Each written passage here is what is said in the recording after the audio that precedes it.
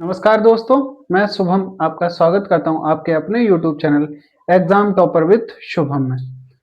तो जैसा कि आप सभी लोग थंबनेल के माध्यम से समझ ही गए होंगे कि आज जो हम लोग बात करने वाले हैं वो क्लास 10th इंग्लिश पे बात करेंगे बेसिकली। और इस लेक्चर में, इस वीडियो में हम लोग समझेंगे जो भी हम लोगों ने पिछले क्लासेस में और तमाम तरह की चीज़ों को पढ़ा क्लासेस के माध्यम से, चाहे तुम लोगों ने ऑफलाइन क्लासेस ली हो स्कूल में मेरे माध्यम से या फिर यूट्यूब आदि किसी का भी सहारा लिया हो, ठीक है, अपने एग्ज़ाम की तैयारी को इन्हेंस करने के लिए। तो उसको हम एक तरह से, चूँकि हम लोगों का एग्ज़ाम बिल्कुल नज़दीक है, तो उसको एक तरह से समेटेंगे और समेटने के क्रम में क्या-क्या चीज़ें इम्पोर्टेंट रहने वाली हैं, उस पे बात करेंगे, ठीक है। 2-3 चीज़ों पे बेसिकली ये वीडियो रहेगा। एक तो ऐसे, ठीक है, ऐसे पे वीडियो रहेगा। दूसरा मैं सोच रहा हूँ कि ग्रामर के कुछ जो बेसिक कॉन्सेप्ट हैं, वो तुम लोगों को रिवाइज़ करा दिया जाए, ठीक है। तो हम लोग स्टार्ट करते हैं वीडियो को, ठीक है। और सबसे पहले जो है ना, हम लोग बात करेंगे इंग्लिश पे ही बात कर रहे हैं, और इसमें हम लोग देखेंगे क्या, इसमें हम लोग देखेंगे बच्चे ग्रामर वाला पोर्शन। कौन सा? ग्रामर वाला पोर्शन, ठीक है। ये सही दिख रहा है ना बोर्ड? एक बार मैं चेक कर लूं, मैं जो लिख रहा हूँ कंफर्म दिख रहा है ना? परफेक्ट, शानदार, ठीक है। तो हम लोग जो ग्रामर में देखेंगे, ग्रामर में एक बार तुम लोगों को टेंस में रिवाइज करा दे रहा हूँ, ठीक है। कुछ लिखवाऊंगा नहीं ना कुछ ज़्यादा। जैसे तुम लोगों को पता है यूट्यूब के माध्यम से हम लोग बस इस पे कुछ ना कुछ, तुम्हें ऐसा लगता है कि सर पता नहीं क्या क्या बना रहे हैं, और फ्लो चार्ट के माध्यम से हम लोग सारी चीज़ रिवाइज कर लेते हैं, ठीक है। तो टेंस को हम लोग जल्दी से रिवाइज कर लेते हैं एक बार में, ठीक है। तो टेंस तुम लोग जानते हो, there are 4 types. First of all, जिसको हम लोग किस कहते हैं, इंडेफिनिट। सेकंड को हम लोग कहते हैं क्या, ये हो गया फर्स्ट। सेकंड को हम लोग कहते हैं कंटिन्यूअस। थर्ड हो जाता है अपना परफेक्ट। और फोर्थ वन वो हो जाएगा अपना क्या, परफेक्ट, और इसके साथ ही कंटिन्यूअस भी, ठीक। ये 4 टेंस होते हैं। ये 4 क्या होते हैं? ये 4 टेंस होते हैं, ठीक है। शानदार। अब सुनो, अब हम लोग इस पे बढ़े कि इसमें क्या क्या होता है।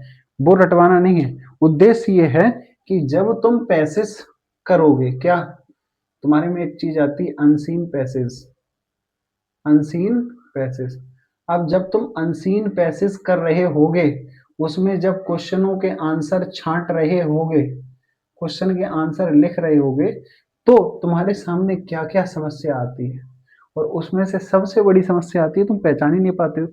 क्योंकि जब तक तुम उसका अर्थ नहीं जानोगे, उसकी हिंदी नहीं पता कर पाओगे, तब तक कैसे काम चलेगा बेटा? तब तक कैसे काम चलेगा? जब तक उसकी हिंदी तुम्हें समझ में नहीं आएगी, तब तक कैसे काम चलेगा? और जब तक हिंदी ही नहीं समझ पाओगे, तब तक तो काम बिगड़ जाएगा, ठीक है। तो इसलिए हम लोग ये टेंस रिवाइज कर रहे हैं। अब इस पे देखते रहना। सबसे पहले इंडेफिनिट, इंडेफिनिट में सबसे बाद में आएंगे इस पे, हालांकि पहले आता है, तुम लोग जानते ही। कंटिन्यूअस को अगर हम लोग बात करें इस पे, तो कंटिन्यूअस का मतलब है इसमें कार्य जो है ना, जो एक्शन है, जो कार्य है, जो एक्शन है, कार्य है, वो जारी है।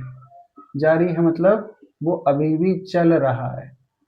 क्या कर रहा है? चल रहा है। जैसे राम खेल रहा है, राम खेल रहा था, राम खेल रहा होगा। सोहन उदम यानी शोर, सोहन शोर मचा रहा है, सोहन शोर मचा रहा था, सोहन शोर मचा रहा होगा।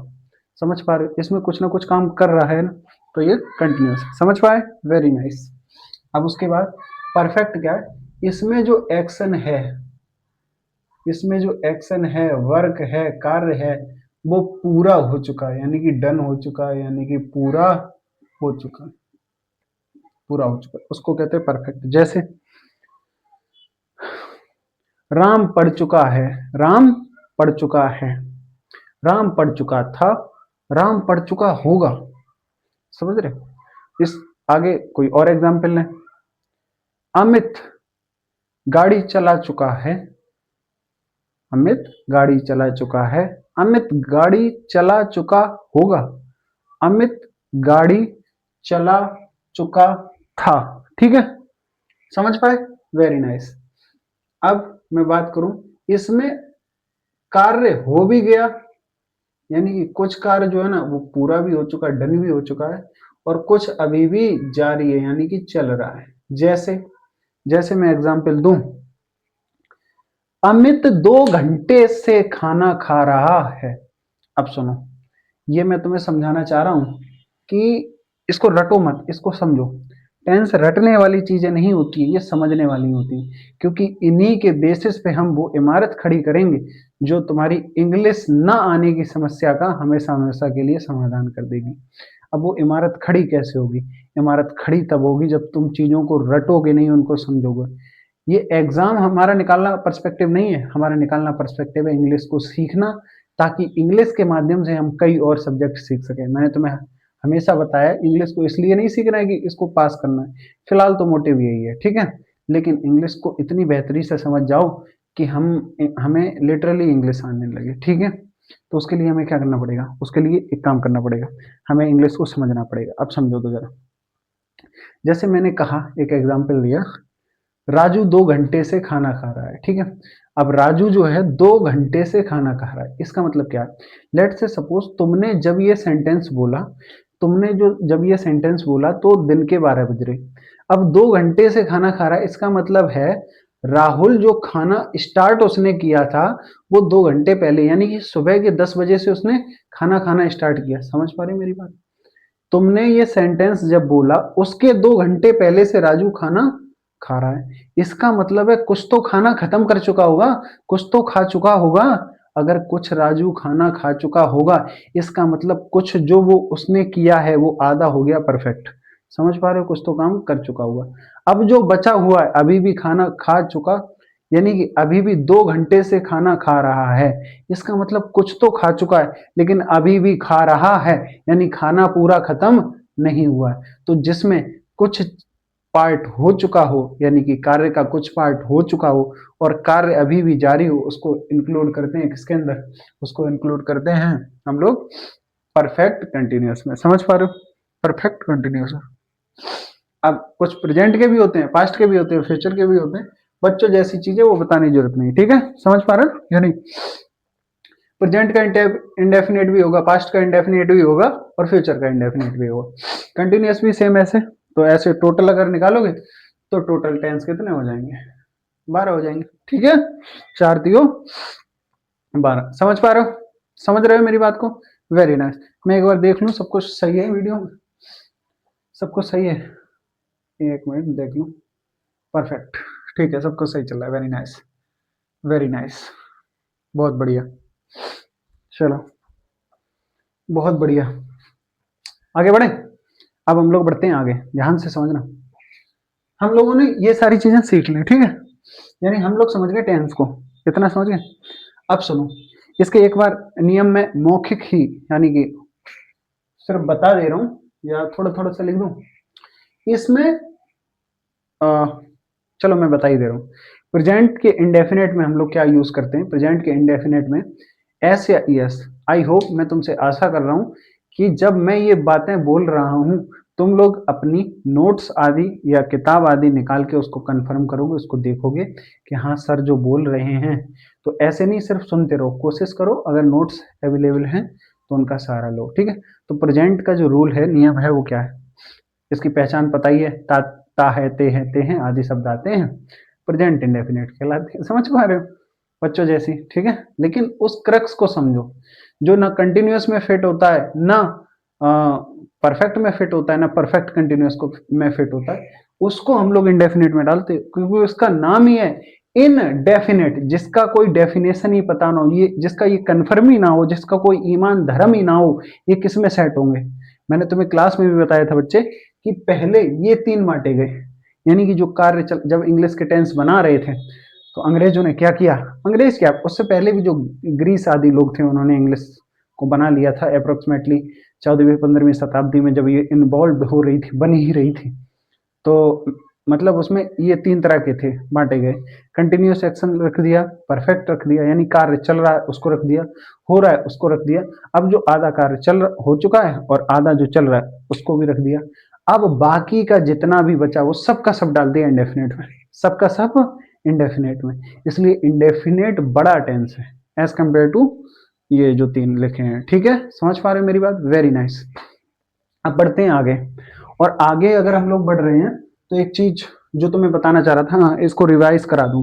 तो सबसे पहले बात करें प्रेजेंट के इंडेफिनिट में। तो प्रेजेंट के इंडेफिनिट में ता है, ती है, ते हैं आदि शब्द आते हैं तथा। अब इसमें ये सारे शब्द आएंगे लास्ट में। ठीक है, पहचान जाओगे कि हाँ प्रेजेंट का इंडेफिनिट है। ठीक है, अब इसमें इंग्लिश वाले में कैसे पहचानोगे? तो अगर अफर्मेटिव है तो जो वर्ब है उस मेन वर्ब में या एस या ई एस लगाते हैं। ठीक है, जब सिंगुलर हो। और अगर कर्ता जो है ना, जो सब्जेक्ट है वो प्लूरल है तो कुछ नहीं लगाते, सेम सब्जेक्ट प्लस वर्ब में अगर जरूरत है तो एस या ई एस, नहीं जरूरत है तो ऐसे ही प्लस ऑब्जेक्ट प्लस ईटीसी। ठीक है, पता है ना इंग्लिश का जो स्ट्रक्चर होता है, इंग्लिश का जो स्ट्रक्चर होता है वो एस वी ओ पे चलता है, पता है ना? S V O, subject verb object. और हिंदी वाला किस पे चलता है? हिंदी वाला इस पे चलता है, एस ओ वी। कई बार बताया तुम लोगों को। ठीक, याद कर पा रहे हो ना? जैसे मैंने कहा, यहां पे मैंने लिखा Ram Yeats a mango, Ram Yeats a mango. यहां पे मैंने इसी का हिंदी वर्जन लिखा, राम आम खाता है। बचपन से पढ़ते आ रहे हैं। ठीक, अब सुनो, यहाँ पे ये सब्जेक्ट है, देख पा रहे हो? इसमें ये वर्ब है, ईट्स क्या है? वर्ब है। ठीक, रेड पे वाले से लिख लेगा। ठीक है, राम यहाँ पे क्या है? That is your subject. यहाँ पे ये वर्ब है और यहाँ पे ये जो है ना मैंगो, ये क्या है? ये है तुम्हारा ऑब्जेक्ट। ये क्या है? तुम्हारा ऑब्जेक्ट। इंग्लिश में सब्जेक्ट पहले आएगा, फिर वर्ब आएगी, फिर ऑब्जेक्ट आएगी। ठीक है, तो यानी कि सब्जेक्ट आ गया, वर्ब आ गया, ऑब्जेक्ट आ गया। ये अपना इंग्लिश वर्जन है। ठीक है, हिंदी में क्या होता है? हिंदी में सब्जेक्ट आता है, फिर ऑब्जेक्ट, फिर वर्ब लास्ट में। सब्जेक्ट पहले आ गया, ऑब्जेक्ट बीच में आ गया और वर्ब खाता है ये सबसे लास्ट में चला गया। समझ पा रहे हो? ये ऑब्जेक्ट है, हम क्या है? हम ऑब्जेक्ट है। समझ पाए? अब सुन लो बातों बातों में, बच्चे जब भी तुम पैसे बना रहे हो, क्वेश्चन उसका लिख रहे हो, ऐसे में मतलब बना के लिख रहे हो या कोई भी चीज, क्योंकि हिंदी में तुम लोग ऑलमोस्ट, मैंने बताया कि जो ग्रामर वाली बुक है उसको पढ़ो और पढ़ के उसमें से लिख के आना। बना के लिखने पड़ेंगे अल्टीमेट, रटने तो है नहीं। अब बना के लिखोगे तो ये रूल हमेशा याद रखना, सब्जेक्ट लगाओगे और जो भी जिसमें टेंस के अनुसार उस हेल्पिंग वर्ब या वर्ब की रिक्वायरमेंट है उसको फुलफिल करने के बाद क्या करोगे? वर्ब के जस्ट बाद ऑब्जेक्ट का प्रयोग करोगे, अदरवाइज सेंटेंस गलत हो जाएगा। समझाया है ना कई बार? यानी कि वर्ब के जस्ट बाद ऑब्जेक्ट लगाना पड़ता है, ऑब्जेक्ट लगाना पड़ता है। ये शुड नहीं है, ये चाहिए नहीं, लगाना चाहिए नहीं, ये हैव टू है, यानी कि ये करना ही पड़ेगा, otherwise sentence will be incorrect, otherwise sentence will be incorrect. ठीक है ना, सेंटेंस गलत हो जाएगा और नंबर एग्जामिनर समझ जाएगा कि तुम्हें इंग्लिश बिल्कुल भी नहीं आती। समझ पा रहे हो? Very nice. अब बढ़ते हैं आगे, अब बढ़ जाते हैं आगे, अब हम लोग बढ़ जाते हैं आगे। तो प्रेजेंट का तुम्हें पता ही है, और प्रेजेंट के बाद फिर आता है, प्रेजेंट इंडेफिनिट के बाद आता है उसका प्रेजेंट कंटिन्यूअस। प्रेजेंट कंटिन्यूअस की पहचान भी तुम लोगों को पता है, रहा है, रही है आदि शब्द आते हैं। और क्योंकि हम लोग सिर्फ रिवीजन कर रहे हैं तो जल्दी जल्दी बोलते जा रहा हूँ, तुम लोग अपनी कॉपी से रिवाइज कर लेना। ठीक है, तो रहा है, रहे हैं आदि शब्द आते हैं। और इंग्लिश का जब वर्जन बनाते हैं तो इसमें क्या लगाते हैं? तो इंग्लिश में subject plus is am are, word order याद है ना? Subject plus is am are plus is am are के बाद ये इज एम आर, ये क्या है? हेल्पिंग वर्ब है। और इज एम आर के बाद बच्चे क्या आता है? वर्ब की आईएनजी फॉर्म, या उसी को वर्ब की फोर्थ फॉर्म कहते हैं। ठीक है, तो वर्ब में आईएनजी, मेन वर्ब में आईएनजी। ठीक है, तो वर्ब की आईएनजी फॉर्म प्लस, अब वर्ब के बाद ऑब्जेक्ट आना ही आना है, हैव टू है, शुड नहीं है। समझ पा रहे हो? तो कहने का मतलब है वर्ब और वर्ब के जस्ट बाद तुम्हारा ऑब्जेक्ट। ठीक है, और अदरवाइज जो भी बचा। ठीक है, फिर फिर अपना आता है परफेक्ट, यानी कि प्रेजेंट का परफेक्ट। प्रेजेंट का परफेक्ट का मतलब है चुके हैं आदि शब्द आते हैं, चुका है, चुके हैं आदि शब्द आते हैं। और इसका इंग्लिश वर्जन कैसे निकालते हैं, सब्जेक्ट प्लस हैज या have according to the subject. अगर सब्जेक्ट सिंगुलर है वी शुड यूज हैज, अगर सिंगुलर है, ठीक है। Otherwise we will we go through with the have, मतलब हैव, ठीक है ना, समझ पा रहे हो। अगर सिंगुलर है तो हम लोग किसके साथ जाएंगे, हैज के साथ जाएंगे, प्लूरल है तो हैव के साथ जाएंगे, ठीक, फाइन। तो कहने का मतलब है कि प्रेजेंट के परफेक्ट में सब्जेक्ट प्लस हैज या have according to the subject plus verb की थर्ड फॉर्म, वर्ब की थर्ड फॉर्म, और जैसे ही वर्ब लगा दिए इसके जस्ट बाद ऑब्जेक्ट आएगा, तो वर्ब की third form plus object plus जो भी बचा है, ठीक है, पीटी से। अब उसके बाद प्रेजेंट के परफेक्ट, परफेक्ट और उसके साथ कंटिन्यूस में, इसमें रहा है, रहे हैं, रहे हैं आदि शब्द आते हैं, लेकिन साथ में समय का भी बोध होता है, समय भी दिया जाता है, जैसे राहुल 2 घंटे से पढ़ रहा है, 2 घंटे, ठीक है। अब तुम लोग जानते हो इसमें सिंस और फोर लगाते हो, ठीक है। अगर निश्चित समय है उसके लिए तुम लोग क्या लगाते हो, अनिश्चित समय के लिए क्या लगाते हो, बखूबी पता है तुम लोगों को, ठीक है। तो समझ गए ना, इसमें जो हेल्पिंग वर्ब यूज होती है इसमें हैज, हैव और उसके साथ बीन लगाते हैं, ठीक है, समझ पा रहे हो ना मेरी बात, उसके साथ बीन लगा लेते हैं। उसके बाद पास्ट पे आते हैं। पास्ट में इंडेफिनेट में पता है अगर अफर्मेटिव है तो केवल और केवल क्या लगाएंगे, सेकंड फॉर्म लगाएंगे, ठीक है। मैं एक बार फॉर्म्स रिवाइज करा रहा हूँ, ठीक है, मेन मोटिव ये है मेरा। तो सेकंड फॉर्म लगाते हैं और इसका अफर्मेटिव में सेकंड फॉर्म लगाते हैं। निगेटिव में क्या लगाते हैं, निगेटिव में बेटा हम लोग इसके साथ एक हेल्पिंग वर्ब यूज करते हैं जिसको डिड कहते हैं। तुम लोगों को कई बार बताया जब हम लोग फॉर्म ऑफ डू पढ़ रहे हैं, तो डू ऑलरेडी मतलब डू की जो सेकंड फॉर्म होती है डिड होती है, इसलिए सेकंड फॉर्म में मतलब पूरे के पूरे प्रेजेंट के इंडेफिनेट में इसका जो निगेटिव और इंटेरोगेटिव बनाते हैं उसमें हम लोग डिड लगाते हैं, ठीक है। और इंडेफिनेट के बाद हम लोग आते हैं किस पे, कंटिन्यूअस पे। वाज या वर हेल्पिंग वर्ब आती है और इसमें आईएनजी लगाते हैं वर्ब के साथ, ठीक है, कई बार बताइए। उसके बाद फिर फर्दर आगे बढ़ते हैं, तो आगे जो है ना अपना परफेक्ट आ जाता है, यानी पास्ट का परफेक्ट। उस पर हम लोग बात करें तो इसमें हम लोग हैड क्या लगाते हैं, हेड लगाते हैं। याद है ना प्रेजेंट में हैज हैव लगा रहे थे अकॉर्डिंग टू द सब्जेक्ट, इसमें चाहे सिंगुलर हो चाहे प्लूरल हो एक ही लगाओगे जिसको कहते हैं हेड, ठीक है, क्या लगाओगे, हेड। और हेड के साथ वर्ब की थर्ड फॉर्म, हेड के साथ वर्ब की थर्ड फॉर्म, ठीक है, आ जाओ। उसके बाद परफेक्ट कंटिन्यूस, परफेक्ट कंटिन्यूस में हेड के साथ बीन लगा देंगे और आईएनजी वाली फॉर्म यूज करेंगे, ठीक है, फोर्थ फॉर्म। उसके बाद आते हैं फ्यूचर में। फ्यूचर में तुम लोगों को पता है फ्यूचर में क्या करते हैं, फ्यूचर में फर्स्ट जो इंडेफिनेट है उसमें विल सेल लगा के अपनी बात कहते हैं। उसके बाद विल सेल के साथ वर्ब की फर्स्ट फॉर्म दोनों के साथ, ठीक है। उसके बाद कंटिन्यूस, कंटिन्यूस में क्या कर देते हैं, बिल बी और सेल भी कर देते हैं, पता ना, बिल बी सेल बी और आईएनजी वाली फॉर्म, ठीक है। उसके बाद क्या होती है, उसके बाद बच्चे विल हैव या सेल हैव लगाते हैं, ठीक है। ये लगाते हैं किसमें, परफेक्ट में, फ्यूचर के परफेक्ट में। उसके बाद परफेक्ट कंटिन्यूस में हम लोग विल हैव बीन या शेल हैव बीन, ठीक है, अकॉर्डिंग टू दी सब्जेक्ट, पता है ना। आई वी के साथ सेल लगाते हैं और बाकी सब में विल लगाते हैं, पता है ना। लेकिन इसका अल्टरनेटिव भी चेंज होता है, पता है ना, ठीक है, उस पर हम लोग बात नहीं करेंगे। यानी कि मैं तुमसे कहूँ आई वी के साथ सेल लगाते हैं, ये बात सही है, आई वी के साथ सेल लगाते हैं, ये बात सही है। लेकिन मैं अगर एक सेंटेंस बोलूं, I will definitely do this work, I will definitely do this work, तो क्या ये गलत हो गया, तो क्या ये गलत हो गया, अब तो मैंने आई के साथ विल लगा दिया इसमें, तो गलत हो गया क्या, चलो ये भी सही है। अब क्यों सही है इसको तुम्हें पढ़ना है, ठीक है। और अगर ना समझ में आए तो मैसेज कर लेना, ठीक है, फिर बताता हूं। तो ये हो गए अपने ऑलमोस्ट, हो गए ना, सारे हो गए, ठीक है। मतलब फ्यूचर में परफेक्ट कंटिन्यूस में पता ही है विल हैव शेल हैव और उसके साथ बीन भी लगाते हैं, वर्ब के आईएनजी फॉर्म लगाते हैं, ठीक है। इसका रिवीजन कर लिया। अब एक चीज हम लोग फटाक से देख लेते हैं, वीडियो ज्यादा लंबा तो नहीं हो रहा है, हो तो रहा है लेकिन क्या करें, हमें देखने में है चीजें, ठीक है। अब सुनो, तुम लोगों को एक काम करना है, क्या करना है, क्योंकि वीडियो लंबा लंबा हो रहा है, मैं यहाँ पे कुछ कुछ बता दे रहा हूँ। इसके जो पैसिव केसेस है ना उन पे तुम्हें बात करनी है, यानी उनको तुमको पढ़ना है। जैसे जैसे मैंने कहा, मैंने एक वाक्य लिखा, राम आम, अच्छा कोई लोग कहेंगे सर एक ही एग्जाम्पल ले रहे हो, तो दूसरा ले ले रहे, ठीक है। राहुल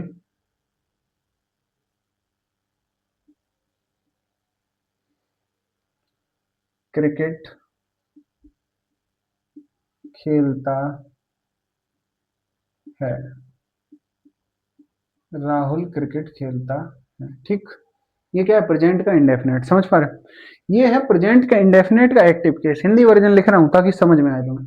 अब मैं इसका करूंगा ये है एक्टिव वर्जन। इसका पैसे बनाओ तो जरा। इसका पैसे बनेगा क्रिकेट को, क्रिकेट को राहुल द्वारा खेला जाता है, खेला जाता है। ये दोनों का मतलब एक ही है, दोनों का मतलब एक ही है, दोनों का सेंस एक ही है। सही दिख रहा है ना? इन दोनों का मतलब एक ही है, दोनों का सेंस एक ही है। राहुल क्रिकेट खेलता है और क्रिकेट को राहुल द्वारा खेला जा रहा है। दोनों का मतलब एक ही है, दोनों का सेंस एक ही है, लेकिन इनके लिखने का तरीका अलग अलग है। अब चूंकि हिंदी में लिखने का तरीका अलग है तो इंग्लिश में भी अलग होगा। अब जो इंग्लिश में अलग होगा उसी को हम लोग कहते हैं पैसिव केस, ठीक है। कौन सा केस? Passive case. चूंकि इतना टाइम नहीं है और क्योंकि वीडियो बहुत ज़्यादा लंबी हो जाएगी, तो इतना टाइम नहीं है कि हम लोग पैसिव पे बात कर सकें। तो मैं रिवाइज कराने के लिए केवल केवल थोड़ा थोड़ा बता देता हूँ ताकि तुम लोग समझ पाओ। जैसे हम लोग बात करें प्रेजेंट के, प्रेजेंट पे ही बात कर ले रहे, प्रेजेंट पे कर लेना बात। तो प्रेजेंट पे जैसे मैंने इसी को इंग्लिश में बनाया, कौन था ये? राहुल। चलो, राहुल क्या कर रहा था? क्रिकेट खेल रहा था, ठीक। राहुल प्लीज द क्रिकेट, ठीक। Rahul plays the cricket. अब इसका बनाओ पैसे। पैसे जब बनाओगे तो तुम ये रूल्स तुम्हें खुद पढ़ने हैं, ठीक है। रूल्स खुद पढ़ने हैं। अब इसका बनाओगे तो सबसे पहले कहां से, जो ऑब्जेक्ट है वो सब्जेक्ट बन जाता है, सब्जेक्ट है वो ऑब्जेक्ट बन जाता है। तो द क्रिकेट, क्योंकि अभी हिंदी वाला लिख के दिखाया था ना, क्रिकेट राहुल द्वारा खेला जाता है, तो क्रिकेट की पहले लगाओगे, ठीक है। तो द क्रिकेट, द क्रिकेट, ठीक है। अब सुनो, खेला जाता है। अब इसमें क्या रूल नियम क्या लिखवाया है तुम लोगों, तुम लोगों को मैंने रूल नियम क्या लिखाया है, मैंने लिखवाया है बच्चे। सबसे पहले तो ये जो वर्ब है ना, वर्ब है, ये किस में बदल जाएगी? ये बदल जाएगी इसकी थर्ड फॉर्म में। किस में? थर्ड फॉर्म में। तो यहाँ पे ये हो जाएगा प्लेड। क्या हो जाएगा? प्लेड। अब सुनो, क्रिकेट है तो तुम लोग जानते हो कि जब इसको लगाते हैं तो इसमें हेल्पिंग वर्ब जो यूज होगी वो इज एम आर यूज होगी, इज एम आर यूज होगी। तो इज एम आर में से cricket, cricket as a singular use हुआ है, तो द क्रिकेट इज प्लेड। अब प्लेड के साथ वाई, और किसके द्वारा खेला जाता है? तो राहुल, ठीक है। समझ पा रहे हो? The cricket is played by Rahul, the cricket is played by Rahul. समझ पा रहे हो? समझ में आ रहा है? Very nice. समझ में आ रहा है ना? Very nice. चलो, तो ऐसे ये सारे के सारे तुम लोगों को रिवाइज करने, मैंने एक बार तुम्हें याद दिला दिया कैसे कैसे बनाते थे, ठीक है। और ये सारे के सारे नियम रिवाइज कर लेना, ठीक है। अच्छा, एक चीज और तुम्हें बता दूं, क्योंकि वो मुझे लगता है बताना जरूरी है। तो इसको मैं कर रहा हूँ रफ और उस पर आते हैं, ठीक है। इसको मैं कर दे रहा हूँ यहाँ पे रफ और हम लोग आते हैं उस पर। अब उसमें हम लोग पहले वर्ब पे बात कर ले रहे हैं। अच्छा, एक चीज और, जो हम लोग जो अभी लाइव मिले थे, तो सबसे पहले उसके लिए सॉरी, क्योंकि बीच में जो क्लास है वो ब्लिंक कर गई थी, क्योंकि ऐसा हुआ यहाँ पे वाईफाई का जिससे हम लोग क्लास ले रहे थे उसमें कुछ दिक्कत आ गई। हालांकि उससे जो होता है ना, उससे कह रखा है कई बार कि आप इसकी स्पीड मतलब इंक्रीज कर दो, बढ़ा दो। फाइनली वो आ ही नहीं रहा। तो देखो, 2-1 दिन में हम लोग शिफ्ट कर देंगे। मोबाइल के नेटवर्क यहाँ पे अच्छे नहीं आ रहे, मतलब इतने खास नहीं आते कि हम लोग लाइव पे आ पाए, ठीक है। आ जाते 5G कहने का मतलब, लेकिन हाँ इतना अच्छा नहीं आ रहा है, ठीक है। तो फाइनली लाइव आने के लिए अच्छी स्पीड चाहिए होगी हम लोगों को, तो वाईफाई स्पीड देता है, लेकिन जहाँ से मैं ले रहा हूँ और चूंकि वाईफाई लग रखा है वहाँ पे, तो एक तो उसका वो नहीं आ पा रहा है, ठीक है, और दूसरा फिर वो स्पीड भी कम है। तो देखता हूँ, अगर उसको बुलाऊंगा ऑपरेटर को तो वो वहां से उखड़वा के यहाँ पे लगवाना है, तो तब हम लोग फिर हो जाया करेंगे, या फिर शिफ्ट ही कर लूंगा दूसरा, ठीक है। तो अब हम लोग बात करते हैं एक चीज पे, वो है वर्ब। वर्ब देख लो, ठीक है, ताकि जब तुम चीजें बनाओ, जब हिंदी की इंग्लिश बनाओ, तो तुम्हें वर्ब एकदम कट टू पेस्ट याद होनी चाहिए, क्लियर याद होनी चाहिए। तभी तुम उसकी हिंदी निकाल पाओगे, उसके मतलब को समझ पाओगे। तभी तुम उसकी हिंदी निकाल पाओगे, उसके मतलब को समझ पाओगे, ठीक है। तो वर्ब तुम्हें पता है, देयर आर फोर टाइप। कितने? फोर। फोर होते हैं। There are five type. कितने? फाइव। ठीक है, पांच पढ़ाई है ना मैंने। अब कई किताबों में फोर ही लिखी होती, तो उनको अगली मतलब जब भी चीजें थोड़े और गहरे में वो जाएंगे तो उन्हें एक और वर्ब सीखनी पड़ेगी। पहली, दूसरी, तीसरी, चौथी, नन अदर देन पांचवी। पहली जो वर्ब होती है, हम लोग डू फॉर्म को देख लेते हैं, ठीक है।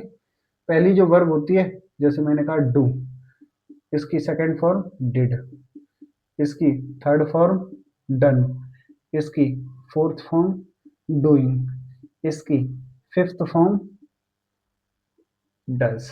फिफ्थ फॉर्म क्या है? डज। ठीक है, पांचों फॉर्म देख ली हमने। अब देखो इसके बारे में जो बातें याद रखनी है। सबसे पहले जो फर्स्ट फॉर्म होती है, दैट इज योर प्लूरल। ये तुम्हारी क्या है? Plural form. ठीक है, इसका मतलब है जहां भी प्लूरल फॉर्म यूज हुई है, सिर्फ प्लूरल, सिर्फ प्लूरल फॉर्म यूज हुई है। और सिर्फ प्लूरल कहाँ कहाँ पे यूज हो रही थी? याद करो, प्रेजेंट के इंडेफिनेट में। प्रेजेंट के इंडेफिनेट में अगर प्लूरल यूज हो रही है, तो उसमें अगर फॉर्म प्लूरल है तो सब्जेक्ट भी प्लूरल होना चाहिए। अगर वर्ब प्लूरल है तो सब्जेक्ट भी प्लूरल होना चाहिए।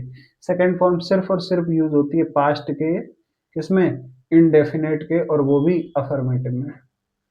याद कर पा रहे हो? अभी बताया, समझ पा रहे हो?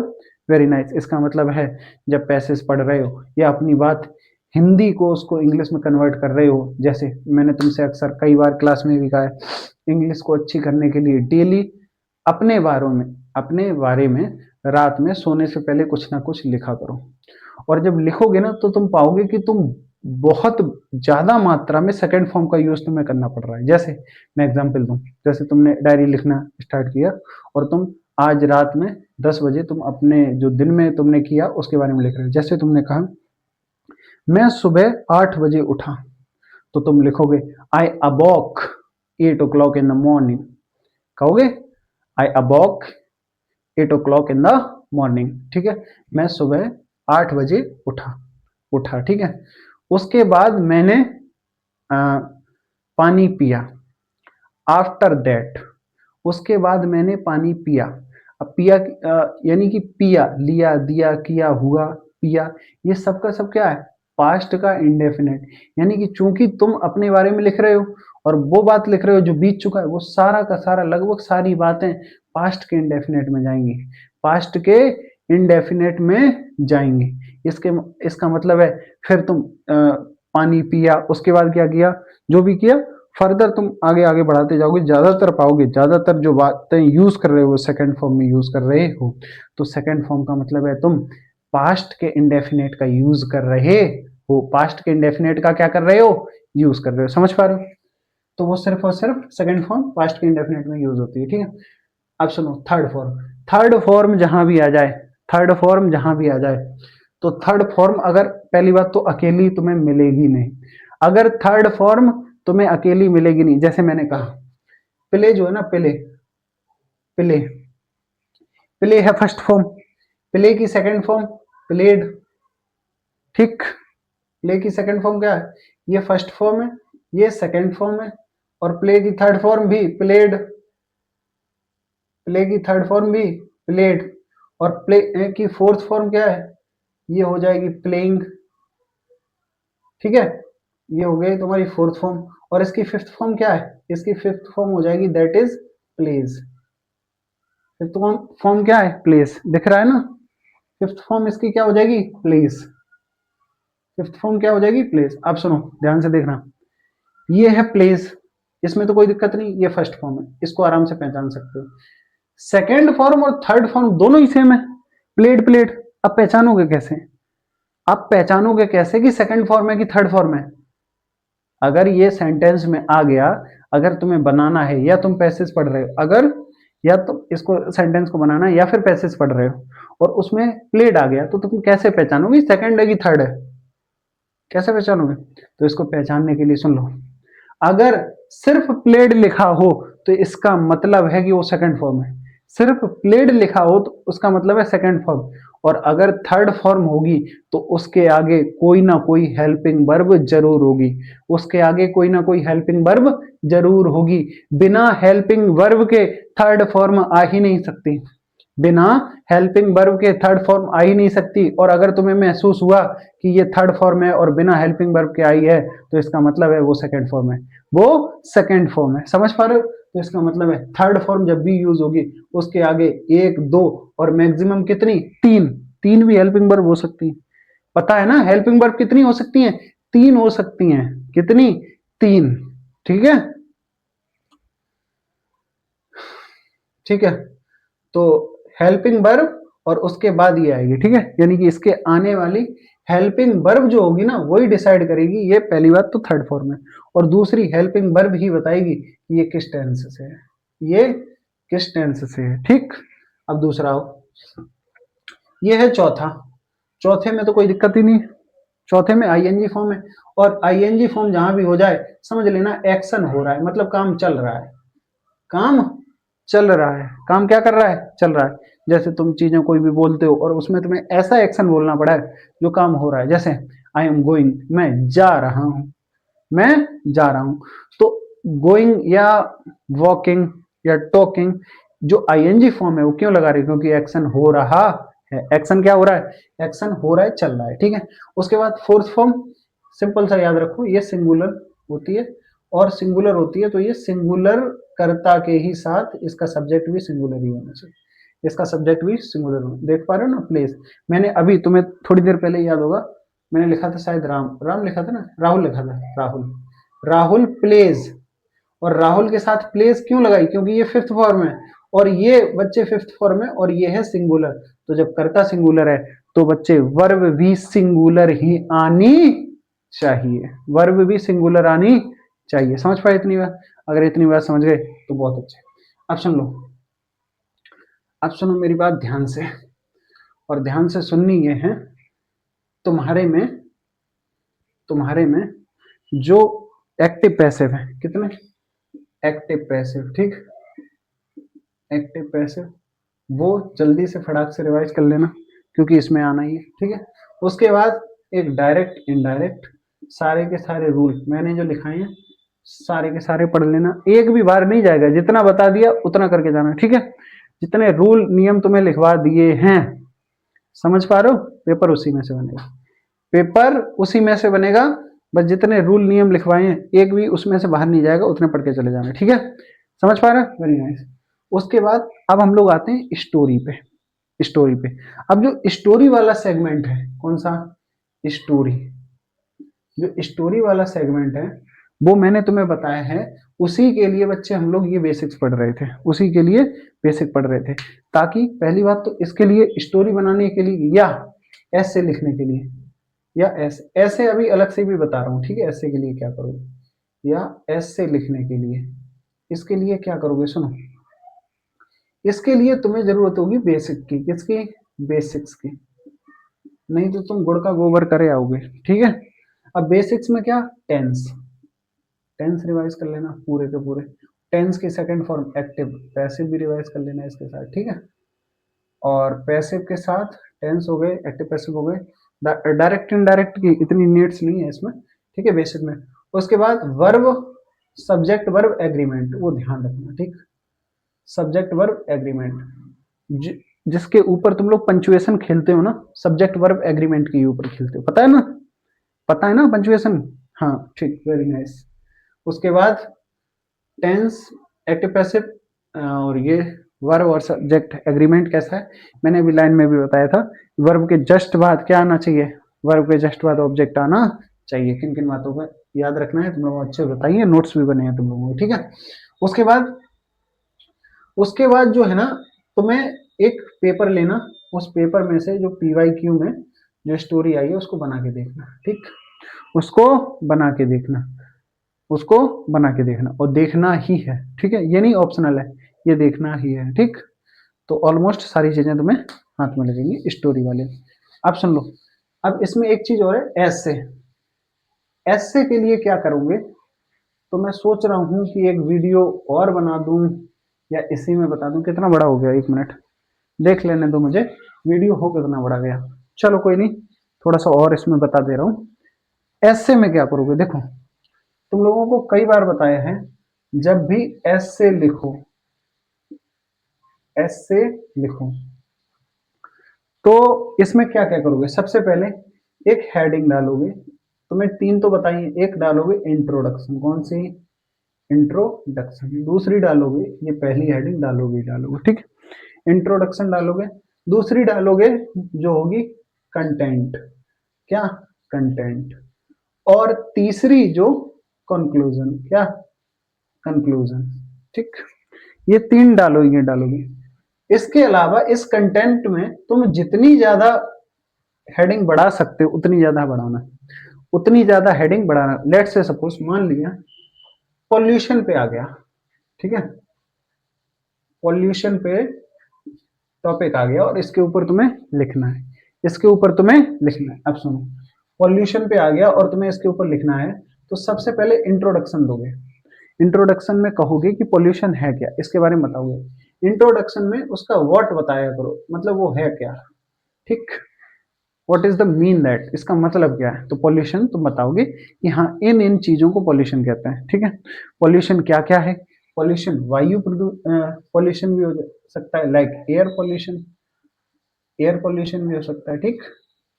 यानी कि एयर का जो क्वालिटी है वो अगर कम हो जाए, जिसको एयर क्वालिटी इंडेक्स भी पता है ना तुम लोगों को, एयर क्वालिटी इंडेक्स,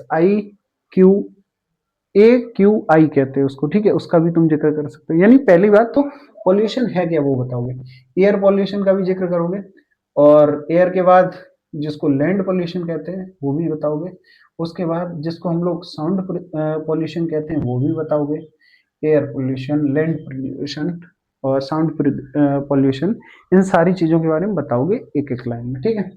अब ये जो बता रहे हो ना, इसी को कंटेंट में डिस्क्राइब करोगे। इसमें क्या क्या करोगे, सबसे पहले तो प्रॉब्लम्स बताओगे, यानी कि एयर पॉल्यूशन से प्रॉब्लम क्या है, एयर पॉल्यूशन से प्रॉब्लम क्या है, क्या है प्रॉब्लम, प्रॉब्लम क्या है वो बताओगे, एयर पॉल्यूशन से प्रॉब्लम क्या है वो बताओगे, ठीक। और उसके बाद लैंड पॉल्यूशन से प्रॉब्लम क्या है वो बताओगे, साउंड से क्या है वो बताओगे। समझ पा रहे हो इतना। इसके बाद प्रॉब्लम के बाद सरकार द्वारा जो कदम उठाए जा रहे हैं, यानी कि सरकार इनको हटाने के लिए क्या क्या कर रही है। हम लोग हर बार, तुम लोग पता ही है, एयर क्वालिटी इंडेक्स जारी कर रहे हैं, उसमें दिल्ली एनसीआर वाले रीजन का हम लोग ऑलमोस्ट सारी की सारी चीजें उसमें देख रहे हैं कैसे कैसे। और उसी में तुम लोग चाहो तो पीएम पार्टिकल्स का भी यूज कर सकते हो, ठीक है। पीएम पार्टिकल्स का मतलब पार्टिकुलर मैटर्स, ठीक है ना, जिसमें 0.2 वाला जो जो रेस्पिरेशन सिस्टम है इसको मतलब ब्लॉक करता है, चोक करता है जाके, उसका भी जिक्र अगर चाहो तो कर सकते हो, ठीक है। तो इसकी प्रॉब्लम्स बताओगे और सरकार द्वारा किया जा रहा जो उपाय है वो करोगे, ठीक है। जैसे दिल्ली एनसीआर वाले रीजन में इवन और ऑड नंबर चलाया जा रहा है, इवन और ऑड नंबर गाड़ियों में। इसका मतलब क्या है, वो कहीं ना कहीं एयर पॉल्यूशन को कंट्रोल करने का प्रयास कर रहे हैं। तो इसमें प्रॉब्लम्स को हाईलाइट करोगे, उसके साथ प्रॉब्लम्स के बाद क्या करोगे, प्रॉब्लम्स के बाद उन चीजों को, जैसे मैंने कहा कि अगर सरकार द्वारा कुछ उसके सुझाव हैं उसके द्वारा किया जा रहा है तो वो लिखोगे। और फाइनली कंक्लूजन में क्या करोगे, कंक्लूजन में तुम अपने अनुसार कुछ सलाह दोगे। क्या दोगे, सलाह दोगे। जैसे तुम्हारे आसपास अगर एयर पोल्यूशन है, वायु पोल्यूशन है, ठीक है, वायु प्रदूषण है, और लैंड पोल्यूशन है, या ठीक है जो भी पोल्यूशन है, उसमें क्या क्या करना चाहिए। तो एक तरह से कंक्लूजन में सुझाव देके अपनी बात को कंप्लीट करोगे, ठीक है। इसमें जितनी भी हेडिंग्स डाल सकते हो ना कंटेंट में, वो भर भर के हेडिंग डालना, क्योंकि कोशिश ये करना कि एग्जामिनर एकदम देख के ही समझ जाए, ठीक है, देख के ही समझ जाए, उसको पढ़ना ना पड़े। तो जितनी ज्यादा हेडिंग डलेंगी एग्जामिनर समझ जाएगा कि तुम पढ़े लिखे हो। समझ पा रहे हो, आप सुनो। अब लास्ट की 2-3 बातें, उसके बाद वीडियो खत्म करते हैं। पहली बात, जिनकी राइटिंग स्लो है, मैंने पहले ही कहा है राइटिंग अच्छी होनी चाहिए, ठीक है। हिंदी और इंग्लिश और साथ में ये अपना एसएसटी, ये तुम्हारे मार्क्स मेकिंग कहलाएंगे, इसी से परसेंटेज बनेगी। क्योंकि मुझे पता है फिजिक्स में स्पेशली साइंस में हो सकता है तुम लोग गड़बड़ कर आओ, और मुझे पूरी उम्मीद है कि मैथ में तो गड़बड़ घोटाला करके ही आओगे, ठीक है। तो अब मैथ में जो गड़बड़ी होगी या साइंस में थोड़ा ऊपर नीचे हो गया, तो हम लोग इंग्लिश और एसएसटी और हिंदी में इतने हमें खींचने चाहिए कि हम उससे कवर अप कर लें, ठीक है। और हर एक कीमत पे हमारी परसेंटेज जो ना बेहतर बेहतर बेहतरीन बन जाए। समझ पा रहे हो? Very nice. तो पहली बात तो जिसकी स्पीड स्लो थी उसको मैंने बताया था कि अपनी स्पीड बढ़ाओ, पहली चीज। दूसरी, जिसकी राइटिंग गंदी है उसको कोशिश करनी है तेज तो लिखना है, और तेज के साथ साथ राइटिंग भी अच्छी लिखनी है, राइटिंग एकदम बढ़िया बेहतरीन, ताकि एग्जामिनर जो होता है ना वो इस एज का व्यक्ति है कि पचासों तो कॉपी चेक कर रहा है, उसके बावजूद उसको पढ़ने में दिक्कत हो रही है तो तुरंत गोला मारेगा, और उस गोले का मतलब है जीरो। समझ पा रहे हो? उस गोले का मतलब है जीरो। तो तुम्हें इस हिसाब से कॉपी लिखनी है बेटा कि एग्जामिनर को बिल्कुल भी समस्या परेशानी नहीं होनी चाहिए पढ़ने में, ठीक है। दूसरी बात, ऐसे लिखनी है और साफ तरीके से लिखनी है। पूरी कॉपी बताई थी कैसे कैसे इस साइड लाइन करोगे, इस साइड लाइन करोगे, कैसे पेज भरे जाते हैं वो तुम लोगों को ऑलरेडी मैंने बताया है, कैसे पेज भरे जाते हैं, किन किन बातों को कॉपी लिखते समय ध्यान रखना है बकायदा, ठीक है। चूंकि इंग्लिश मेरा सब्जेक्ट है, मैं चाहूंगा कि एकदम पेपर अच्छे से दे के आना, और पेपर देने के बाद, और चूंकि तुम लोग पेपर भेज भी देते हो मेरे पास तो मैं भी देखता हूँ, और पेपर सही आ रहे हैं जो भी है, ठीक है। तो कुल मिला के अच्छे से पेपर देना, और फिर हम लोग मिलते हैं, ठीक है। Thank you so much.